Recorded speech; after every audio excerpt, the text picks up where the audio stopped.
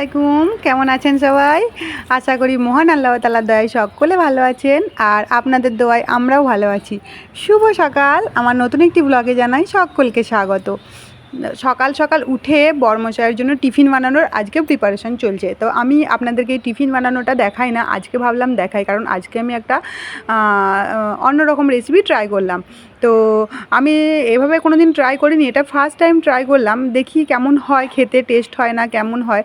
তো এক্সপেরিমেন্ট করতে দোষ কোথায়, কারণ এগুলোতে এক্সপেরিমেন্ট করার পরেই বোঝা যায় যে কেমন হচ্ছে না হচ্ছে, তাই না?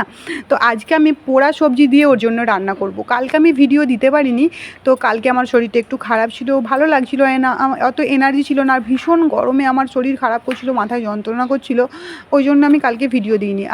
আজ থেকে আল্লাহর রহমতে এবার কন্টিনিউ করার চেষ্টা করব। তো আমি প্রথমে পেঁয়াজ, রসুন, টমেটো, কাঁচা লঙ্কা এগুলোকে সব পুড়িয়ে নিয়েছি।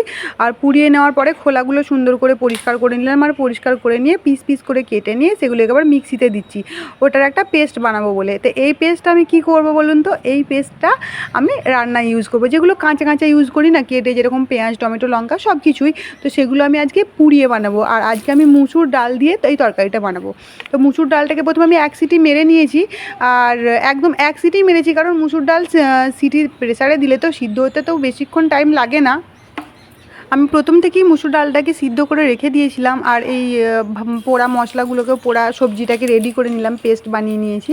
তো প্রথমে কড়াইতে দিয়ে দিলাম জিরে, তারপরে একটা তেজপাতা দিয়ে দিলাম, তারপরে ওই পোড়া মশলাটা মানে পোড়া সবজিগুলো যেটাকে আমি পেস্ট বানিয়েছিলাম সেটাকে এবার কড়াইয়ে দিয়ে দিলাম। তো এটাকে ভালো করে কষাবো। এবার যে মশলাগুলো লাগে সেগুলো দিয়ে দেবো, যেরকম লবণ, হলুদ, লঙ্কার গুঁড়ো, ধনের গুঁড়ো, জিরের গুঁড়ো, সেই সব। তো আমি লঙ্কার গুঁড়ো বেশি করে দিলাম না, কারণ আমি 3টে কাঁচা লঙ্কা পুড়িয়েছিলাম, তো 3টে কাঁচা লঙ্কাগুলো ভীষণ ঝাল, এবার পুড়িয়ে পেস্ট করেছি সেগুলো তো আরও ঝাল হয়ে গেছে। তো মশলাটা আমার কষানো হয়ে গেছে, সেই জন্য হয়তো কালারটা অত লালচে লালচে আসেনি, কারণ লঙ্কার গুঁড়ো দিইনি তো ওই জন্য। তো যাই হোক, কালার নিয়ে কাজ নেই, রং দেখলে কি হবে, কাজ দেখতে হবে। তো একটা গল্প শুনেছে, কবিতা শুনেছেন, মানে যা করে চকচক তা নয় শোনা। তো কবিতা না গান আমি ঠিক জানি না, কিন্তু এটা একটা কথার কথা, যা করে চকচক তা নয় শোনা। তা যা চকচক করে সেটাই নিশ্চয়ই শোনা হতে হয় না, আর যেটাই কালারফুল হবে প্রচুর সেই তরকারিটাই টেস্টি হবে, তার তো কোনো মানে নেই। কিন্তু হয়তো চোখের জন্য সেটা ভালো, চোখটা দেখে যে খুব সুন্দর দেখতে, আর মনটাও খাই খাই খাই খাই করে। তো আমি যেটাই বানিয়ে দিই আমার বর সেটাই খুব খুব ভালোবেসে, খুব ভালোভাবে খায়, আর আমাকেও বলে তুমি যেটা বানিয়ে দেবে আমি সেটাই খাবো। তা আমার মনে মনে আমি ভাবি আজকে কি বানিয়ে দেওয়া যায়, আজকে কি বানিয়ে দেওয়া যায়, আমি সেইভাবে ভেবে ভেবে ওকে বানাই। তো আজকে এই রেসিপিটা আমি ভাবলাম যে এইভাবে আজকে ট্রাই করে দেখি কেমন লাগে। তো আমি খেয়েছিলাম, তো খাবার পরে দেখলাম যে না, খুব সুন্দর হয়েছে, টেস্ট হয়েছে, ফ্লেভারফুল হয়েছে, দারুণ লাগছিলো খেতে। আর আমি আমার বরমশাইয়ের টিফিনটা প্যাক করে নিলাম, আর টিফিন প্যাক করার পরে আমি বানিয়ে নিয়েছিলাম 4টে পেঁয়াজি।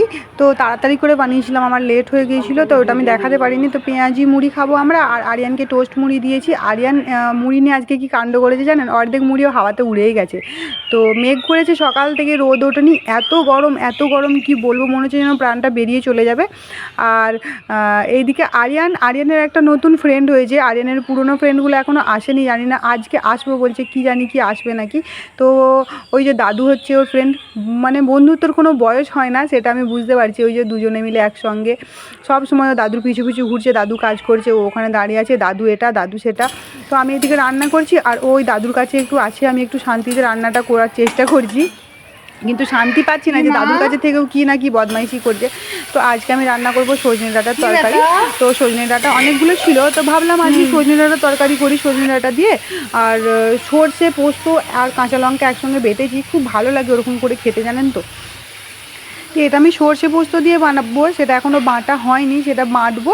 আর এইদিকে আমি সবজিটার উপরে দিয়ে দিলাম টমেটো, লঙ্কা, লবণ, তারপরে একটুখানি জিরে গুঁড়ো, একটুখানি ধনে গুঁড়ো, সব কিছু দিয়ে বানালে বেশ ভালো লাগে। তো ঢাকা দিয়ে দিই, হালকা হালকা আঁচে সিদ্ধ হোক। আর এদিকে দেখুন সর্ষে, পোস্ত আর কাঁচা লঙ্কা আমি ওটাকে পেস্ট বানিয়ে নিয়েছি, আর এগুলো সিদ্ধ হয়ে গেছে প্রায়। তো আমি এটাকে দিয়ে দিলাম পেস্টটাকে দিয়ে 5-10 মিনিট একটু রান্না করবো হালকা আঁচে, তাহলে বেশ সুন্দর সুন্দর হয়ে যাবে। আর সিদ্ধও হয়ে গেছে, এভাবে আমার মা রান্না করতো।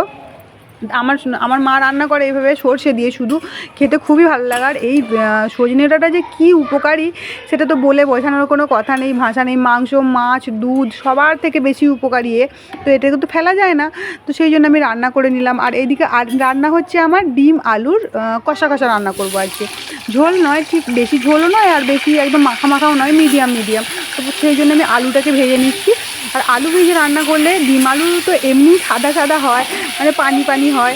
তো আলু টালু একটু ভেজে রান্না করেন যদি, তাহলে হয়তো খেতে যদিও বা ভালো লাগতে পারে। তো আমি এভাবে রান্না করি, খেতে ভালো লাগে। সমস্ত রকমের মশলা দিয়ে, আদা রসুন যা লাগে সমস্ত মশলা দিয়ে এভাবে বানালে বেশ খেতে লাগে। আর দেখুন, যেখানে আপনার সবথেকে ভালো তরকারি হচ্ছে কি বলুন তো, সবথেকে ভালো তরকারি হচ্ছে খিদে, সেটা যদি আপনার কাছে থাকে তাহলে আপনি শুধু নুন দিয়ে ভাত খেলেও মনে হবে যে দারুণ লাগছে। আর যদি খিদে না থাকে, শখের বশে যদি খাওয়া হয়, তাহলে তো কোনো জিনিসটাই আপনার ভালো লাগবে না। আমি ঠিক বলেছি না? আপনারা বলুন তো। তা আমার দাদি বলতো যে খিদে হচ্ছে সবথেকে ভালো তরকারি, এর থেকে ভালো তরকারি আর পৃথিবীতে কিছু হয় না। তা আমি তখন হয়তো ভাবতাম দাদি কী ভুলভাল বকছে, ছোটোবেলায় ভাবতাম খিদে আবার তরকারি হয় নাকি, এই তো সামনে এত তরকারি রাখা আছে, এইগুলোই তরকারি।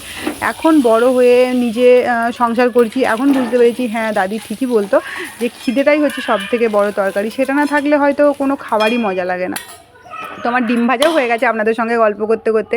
আপনারা হয়তো ভাবছেন কী বকছে রে বাবা, তাই না, কী বকছি নয়, কিছু কিছু বয়স্ক মানুষের কথা যেগুলো আমার এখন খুব মনে পড়ে। কারণ তা জানি না কেন মনে পড়ে, তারা হয়তো আছে এখনও আমার জীবনে, তারা যখন থাকবে না তখন হয়তো সেই কথাগুলো আমার আরও মনে পড়বে। আল্লাহ সবাইকে সুস্থ রাখুক, ভালো রাখুক, শান্তিতে রাখুক, এটাই আমি চাই।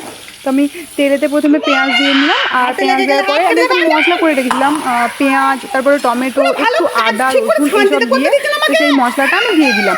এতে আমি কাঁচা লঙ্কা বাটা দিইনি, কারণ কাঁচা লঙ্কা বাটা যদি এটাতেও দিয়ে দিই কাঁচা লঙ্কা, তো তাহলে সাদা সাদা আর ঝালও দিতে পারবো না। তো এটাই আমি শুকনো লঙ্কা গুঁড়ো দিয়েছি, সমস্ত মশলা দিয়েছি, সেটা আমি দেখাতে পারিনি। তো সেই মশলাগুলো দেওয়ার জন্য দেখুন তরকারি কালারটা ভালো হয়েছে যে না, লালচে লালচে। আর কালার ভালো হলে অবশ্যই দেখতে ভালো লাগে।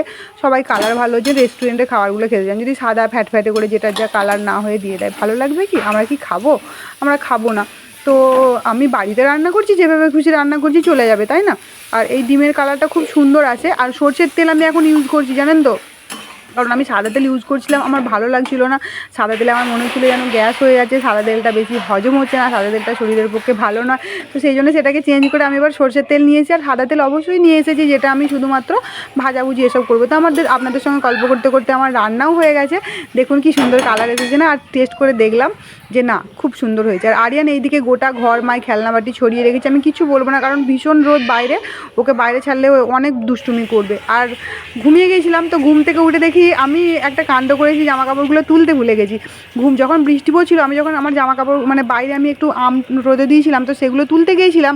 তো সেগুলো তুলতে যাওয়ার সময় আমি দেখি ঘর মালকিনদের আম রোদে দেওয়া পড়ে আছে, মানে আমগুলো সেই পেস্ট করে। তো আমি তাদের ওইগুলোকে রোদে মানে তুলতে বললাম, আর নিজের জামা কাপড় তুলতে ভুলে গেছি।